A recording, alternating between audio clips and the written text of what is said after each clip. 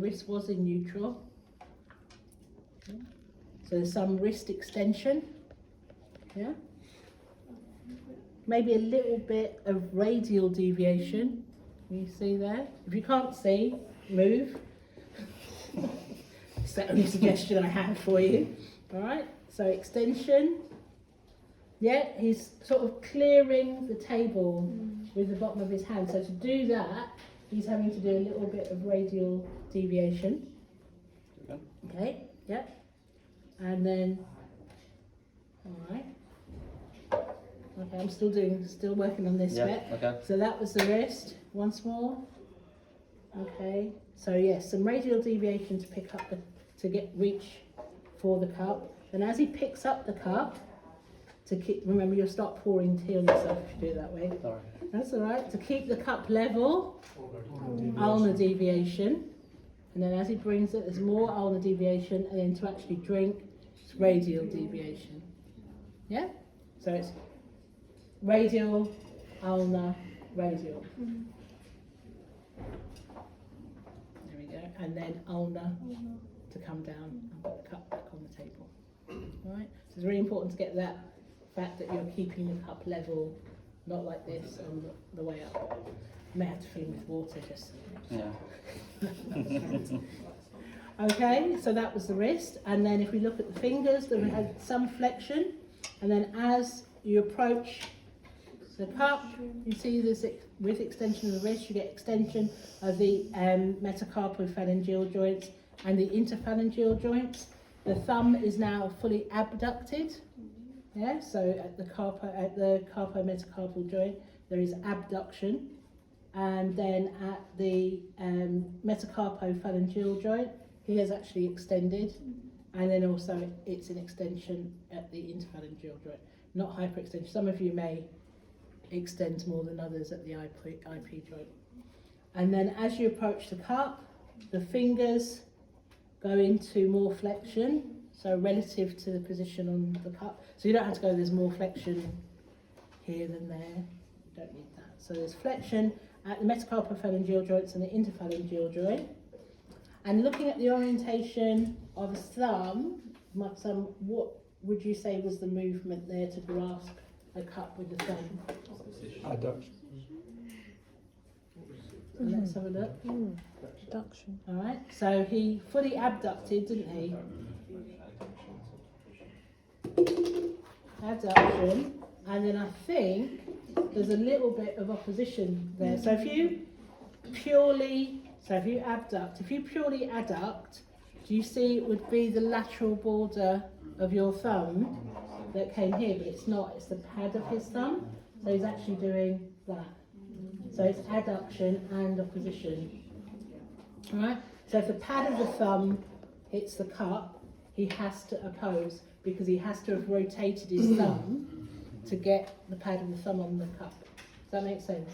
If he purely adducted, then it would just be, I don't know if you can do it, it would just be the lateral border of his thumb that was against the cup. But he can't. It's opposition. Is it just opposition then? No, it's opposition and adduction. Yeah, so he's adducted and opposed. Alright. Okay? Yep. So then we've got hold of the cup, and then the fingers stay in the same position all the way up for the drink, and then put it back down so they don't change. So all the movement there is just at the wrist. Okay, muscle work. Right. So we have the elbow, which flexes and extends alternately. So elbow flexion. Yeah, no, I don't want it to reach up still. Elbow flexion is biceps brachii, brachialis, brachioradialis, particularly because he's in that mid-prone position. So brachioradialis is going to be one of the prime movers here. Okay, notice how I stopped his hand, not because I want to hold his hand, but I had a lot to say about elbow flexion before he started to extend. So because I want what's coming out of my mouth to match what he's doing, I've halted the movement.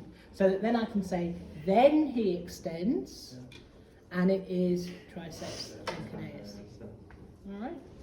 wonderful. So the wrist started in neutral. We then had wrist extension, produced by, the movement of the elbow was concentric. Yeah. So wrist extension here is produced by extensor carpi radialis, extensor carpi ulnaris, extensor digitorum, okay, and superficialis and profundus. So because wrist extension here is occurring with finger extension. If it was only wrist extension, it is going to purely be extensor carpi ulnaris, extensor carpi radialis, because your digiti minimi, your indices and your other extensors would be not working because your fingers are flexed. So remember, it's only the wrist. Do not include the finger extensors in your answer. Alright, but as he's opening the whole hand, we have everything, including extensor digiti minima, extensor digiti minima and extensor indices. Who knew you'd have two individual muscles just so you could do this? God was a rocker, who knew? Right, so we've got wrist extension there, we have some ulnar deviation. So remember, ulnar deviation is going to be reduced by the ulnar muscles on both sides. So extensor carpi ulnaris and flexor carpi ulnaris working together. Okay. However, although those muscles produce that movement, do you think they are working in this instance? So what's happening? Yep. Did you hear that? So instead, because his hand didn't accelerate into the table, right? It didn't fall into the table. The ulnar deviation was actually controlled. So, although these produce that movement, in this instance, it's eccentric activity of extensor carpi radialis and flexor carpi radialis. So again, just the opposite pairing working eccentrically. Okay. Then finger flexion, right? So wrist remains in extension. Okay, so the wrist extensors continue to work isometrically to have the wrist in an optimum position for the strength of your finger flexors. All right, that's why I'm not teaching this, but if somebody came at you with a weapon, right, that's why you push them into flexion, because you actually can't maintain a grip with the wrist in flexion. Bit of self-defence class So, there. yeah, that's what I'm saying. I'm not teaching a self-defense class here.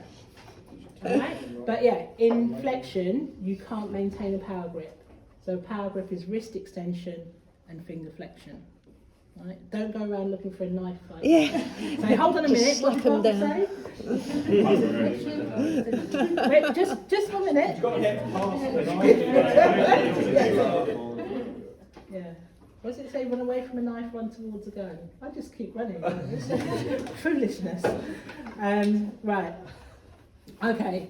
So we've got your eccentric control here, and then finger flexors, so wrist extensors remain working isometrically, and then you've got your long finger flexors, flexor digitorum, working to hold the cup, and then for the thumb. So you've got flexor pollicis, longus and brevis, and opponens. So in that Teams message, I said all you need are the names of the thenar and hypothenar eminence. All right. So basically, because that's where your abductor pollicis, adductor pollicis, and opponens pollicis are, but you only need the names. Okay. Then where we were. Okay. So now, again. So the elbow we'd already done, the wrist is going into more ulnar deviation, okay? So what do we think is producing that? Or controlling it, or? Still going to be eccentric because you're controlling the weight of the cup, yeah? Yeah, so your extensor carpi radialis and flexor carpi radialis are controlling that ulnar deviation.